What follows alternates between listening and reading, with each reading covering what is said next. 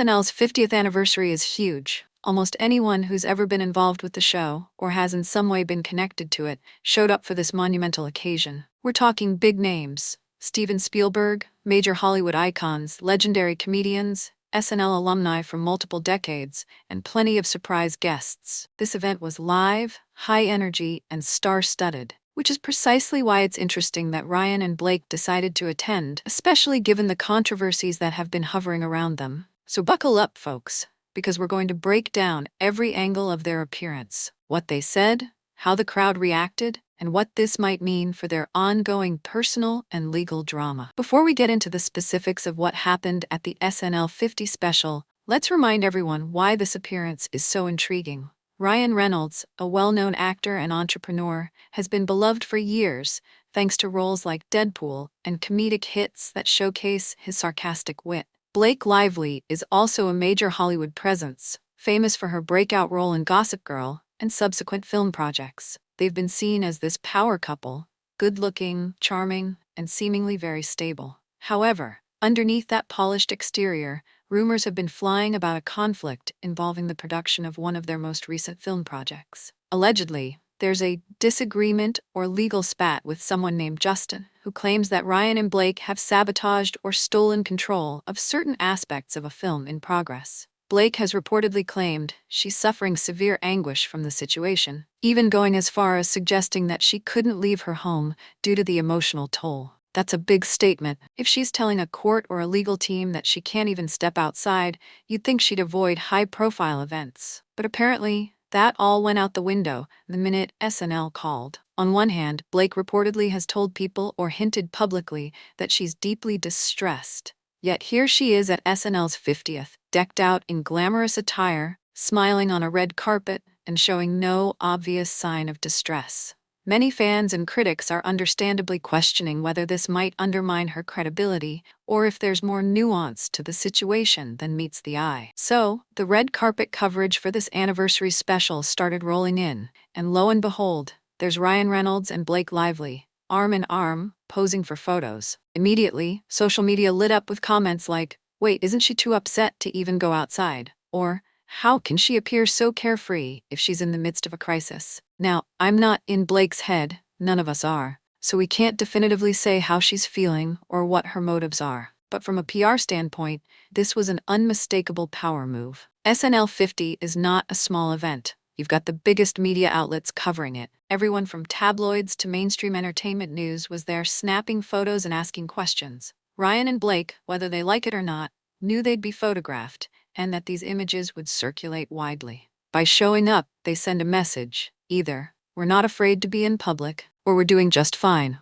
thanks. In any event, it's a bold step if you're simultaneously claiming emotional and mental anguish severe enough to hamper your daily life. Now let's talk about the actual bit that everyone's buzzing about. During the special, there was a giant Q&A session with an all-star lineup. We had SNL cast members from different eras, big A-list guests, plus random celebrities in the audience. Out of nowhere, Ryan Reynolds pipes up, raising his hand and saying, "Hi, I'm Ryan Reynolds. How's it going?" "Great. Why, what have you heard?" He delivered it in that classic Ryan Reynolds deadpan comedic style. The joke was subtle, but it read to many like a wink and a nudge at the swirling rumors and controversies he's embroiled in. Essentially, it sounded like, "I'm doing great, unless you've heard something different. Did you hear that I'm embroiled in some big drama? Because if so, I haven't heard. Or maybe I have." The camera panned around to different audience members. Some laughed politely, some seemed unsure about whether it was okay to laugh. Like, am I stepping into controversy if I chuckle? Meanwhile, the big names in the room, Steven Spielberg among them,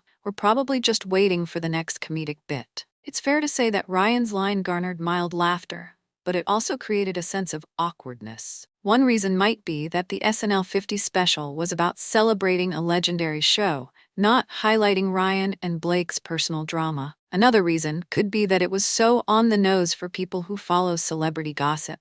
Everyone knows about the rumor that Ryan's facing negativity or legal trouble, so referencing it might have been either a comedic masterstroke or a cringe moment, depending on your perspective. Possible reasons for attending? Image rehabilitation. Perhaps Ryan and Blake see this as an opportunity to show that they're unfazed. If the general public sees them confidently attending a huge event, Maybe it helps them come across as stable, strong, and unaffected by whatever negativity is swirling around them. Industry networking. The SNL 50th special was a who's who of Hollywood and the entertainment world. If you want to be seen, rub elbows, or maintain relationships, this is a must-attend. Blake and Ryan are no strangers to big industry events, so maybe they didn't want to miss out. Legal strategy. If Blake has claimed she's experiencing severe emotional distress, one might argue that attending a red carpet event with major coverage could undermine that claim. But perhaps their legal team is confident that a single appearance won't damage her case. They might be banking on the notion that mental anguish can be selective or come in waves. Alternatively,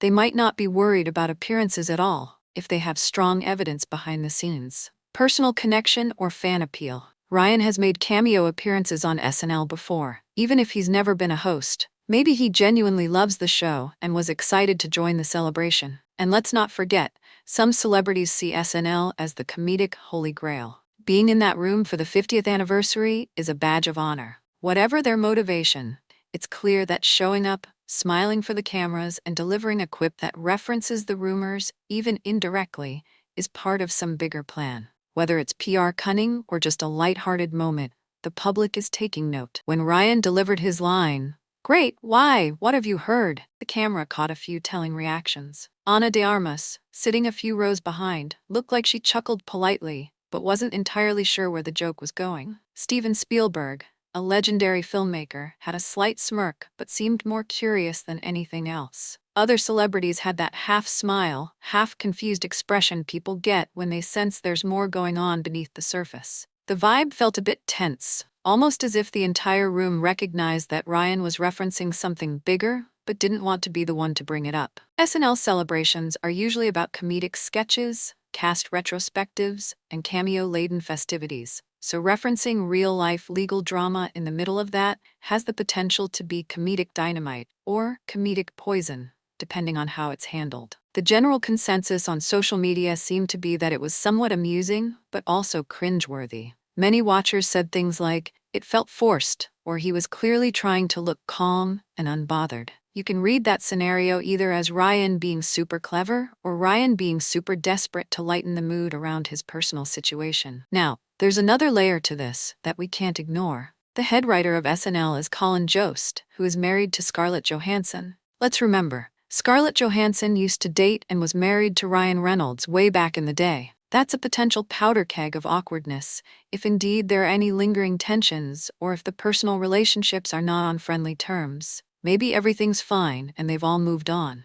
Maybe there's some behind-the-scenes drama that we don't know about. Regardless, it's widely rumored that Ryan is somewhat nervous about live TV appearances on SNL precisely because of that personal link. Nobody wants their ex's spouse controlling comedic material or having an inside track to your personal vulnerabilities. But guess what? Ryan showed up anyway. That might either signal that everything's copacetic or it's a sign that the event's magnitude outweighs any personal discomfort. After all, a 50th anniversary is rare. It's a chance to be part of something that will go down in entertainment history. If he's willing to stand in a room where Colin Jost is essentially one of the top creative forces, that suggests Ryan is comfortable enough, or at least is putting on a brave face. Either way, it adds a fascinating layer to the night. Of course, we can't talk about a celebrity event without digging into the social media uproar. Within minutes of Ryan and Blake stepping onto the red carpet, Twitter, Instagram, and various online forums exploded. Some typical comments included, "Total cringe. Do they not realize how bad this looks? If Blake said she couldn't leave the house, then how is she dancing around at SNL 50? Ryan's joke was kind of funny but also super awkward. They should be ashamed. Justin's losing everything while they're living it up. They don't know how to read the room, do they?" There were defenders too. Some fans commented, "Listen, maybe they're just trying to carry on with their lives. Being anxious or distressed doesn't mean you can't ever go out." Others said, "We shouldn't judge until we know all the details of the legal drama." But the tone seemed predominantly skeptical. People are side-eyeing them, questioning their motives and wondering if this was a PR stunt. Some used phrases like attention-seeking or reputation management. In any case, the controversy did exactly what you might expect. It overshadowed other parts of the event, at least in the online gossip world. Now, let's address the elephant in the room. the potential impact on Blake Lively's claims of severe anguish. If indeed she's part of a legal dispute where she's stated she's basically unable to lead a normal life or go out in public, this appearance might create some contradictory optics.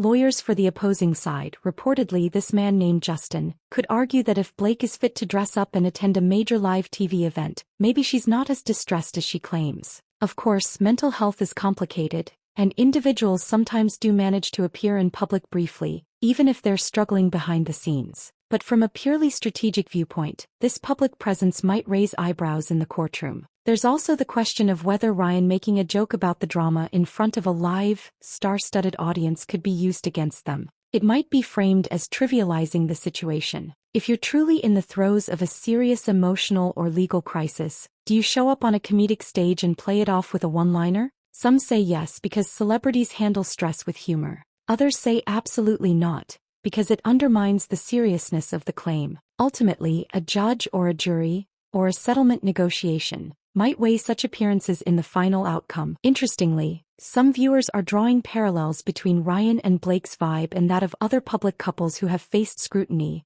like Prince Harry and Meghan Markle. The pattern is, appear in a big spotlight, project an image of unbothered confidence, and let the public conversation swirl. In some cases that can be a winning approach. Public curiosity grows and the couple remains at the center of pop culture discussions. In other cases, it can backfire, making them seem out of touch or oblivious to public perception. It's also reminiscent of how certain celebrities will pop up at events right after big scandals or controversies, aiming to reframe the narrative. Public memory can be quite short, so by the time you make your big cameo, if you exude charm and wit, people might forget there was even a scandal in the first place, or at least they're more inclined to watch how you handle it. By turning the drama into a joke, Ryan might be disarming critics or controlling the conversation. But of course, it's a high-wire act if you don't read the room correctly, as many critics claim happened here. So, where does this leave Ryan Reynolds and Blake Lively in the court of public opinion? Likely in a complicated spot. They've demonstrated they're not afraid to show up to a major televised event, even in the midst of controversy. Ryan's comedic approach will probably resonate with some fans and alienate others. In terms of actual legal ramifications, we'll have to wait and see how everything unfolds. There could be depositions, court dates, or settlements behind closed doors. All we know for sure is that the optics of Blake claiming severe emotional distress, yet appearing polished and untroubled at the SNL 50 gala, might come into play. In Hollywood, appearances matter a lot. Public perception can shift deals, box office potential, casting decisions, and brand endorsements. If Ryan wants to keep moving forward with new film projects, brand partnerships like Aviation Gin, and cameo appearances in big franchise movies, he might be attempting to reassure studios and the public that he's not bogged down by a messy legal war. Meanwhile, Blake's credibility might hinge on how consistent her statements are. The big question, does stepping out for an iconic anniversary show truly contradict her claims, or can it be explained as a one-off, special occasion necessity? Ryan Reynolds and Blake Lively, once the perfect Hollywood couple in the eyes of many, have now stepped firmly into the spotlight of controversy with this SNL 50 appearance. Was Ryan's quick one-liner comedic genius, or was it a cringeworthy attempt to brush off some serious allegations and negative press? Does Blake's presence at this event undermine her claims of emotional distress, or is it totally possible to show up for a special occasion even when you're struggling?